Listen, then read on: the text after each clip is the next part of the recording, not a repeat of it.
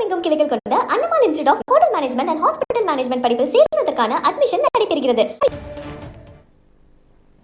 மதுரையில் பக்ரீத் பண்டிகையை முன்னிட்டு திடல்கள் மற்றும் பள்ளி வாசல்களில் நடைபெற்ற சிறப்பு தொழுகையில் ஏராளமான இஸ்லாமியர்கள் கலந்து கொண்டனர்.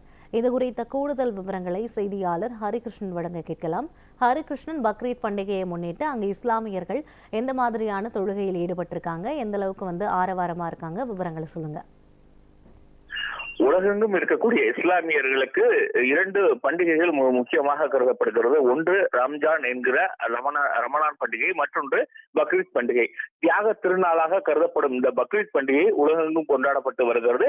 அந்த வகையில் மதுரையில் பல்வேறு இடங்களிலே பள்ளிவாசல்கள் மற்றும் திடல்களில் தொழுகைகள் அதிகாலை முதலே நடைபெற்று வருகிறது. ஏராளமான இஸ்லாமியர்கள் தங்களுடைய தியாக திருநாளிலே அந்த பெருநாளிலே பங்கேற்பதற்காக அவர்கள் அந்த சிறப்பு தொழுகையில் ஈடுபட்டு வருகிறார்கள். மதுரையில் பக்ரீத் பண்டிகை முன்னிட்டு திடல்கள் மற்றும் பள்ளிவாசல்களில் நடைபெற்ற பெருநாள் சிறப்பு தொழுகையில் ஏராளமான இஸ்லாமியர்கள் கலந்து கொண்டிருக்கிறார்கள். பக்ரீத் பண்டிகையை முன்னிட்டு மதுரை மாவட்டத்திற்கு உட்பட்ட மாகுப்பாளையம், தமுக்க மைதானம், நெல்பேட்டை, காஜிமார் தெரு, கோழிப்பாளையம், ஆனையூர், கலைநகர், தபால்தேர்ந்த நகர், வள்ளூர் காலனி, சிலைமான், மேலூர், திருமங்கலம், முஸ்லம்பட்டி, அலங்காநல்லூர் உள்ளிட்ட பல்வேறு பகுதிகளிலே திடல்களிலும் மற்றும் பள்ளிவாசல்களிலே பக்ரீத் பெருநாள் சிறப்பு தொழுகை நடைபெற்று வருகிறது. இந்த சிறப்பு தொழுகையில் பெண்கள், குழந்தைகள் உள்ளிட்ட ஏராளமான இஸ்லாமியர்கள் கலந்து கொண்டிருக்கிறார்கள். மதுரை எல்லிஸ் நகர் பகுதியில் தமிழ்நாடு தவ்ஹீத் ஜமாத் சார்பில் நடைபெற்ற சிறப்பு தொழுகையில் ஏராளமான இஸ்லாமியர்கள், பெண்கள், குழந்தைகள் கலந்து கொண்டிருக்கிறார்கள். தொழுகையின் முடிவில் இஸ்லாமிய பேச்சாளர்கள் பக்ரீத் பண்டிகையின் நடைமுறைகள் மற்றும் நன்மைகள் குறித்து மக்களுக்கு எடுத்துரைத்திருக்கிறார்கள். பின்னர் உலக நன்மையை வேண்டியும் உலகில் அமைதியும் சமத்துவமும் நிலவ வேண்டியும் சிறப்பு வழிபாடு செய்தனர். பக்ரீத் பெருநாள் தொழுகையை நிறைவேற்றிய பின் இஸ்லாமியர்கள் ஒருவருக்கொருவர் தங்களது வாழ்த்துக்களை தெரிவித்துக் கொண்டனர். இதனைத் தொடர்ந்து இறைவனுக்காக தங்களின் கடமையை நிறைவேற்றும் வகையில் வீடுகளில் ஆடுகளை அறுத்து அதன் இறைச்சிகளை ஏழை எளிய மக்களுக்கு வழங்கும் தியாக திருநாள் கடமையை நிறைவேற்றுகிறார்கள். இந்த சிறப்பு தொழுகையை முன்னிட்டு பல்வேறு இடங்களிலே ஏற்பாடுகள் செய்யப்பட்டிருக்கிறது.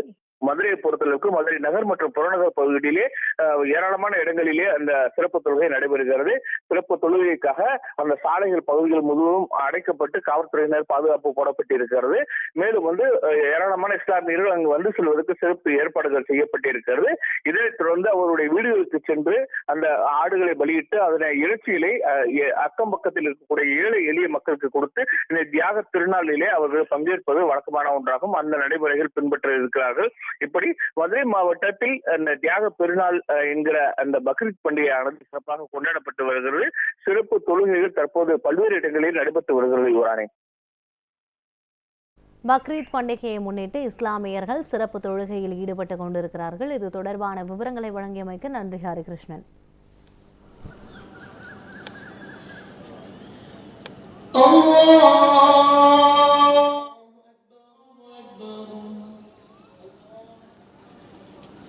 الله أكبر الله أكبر الله أكبر الله أكبر الله أكبر الحمد لله رب العالمين الرحمن الرحيم استعين اهدنا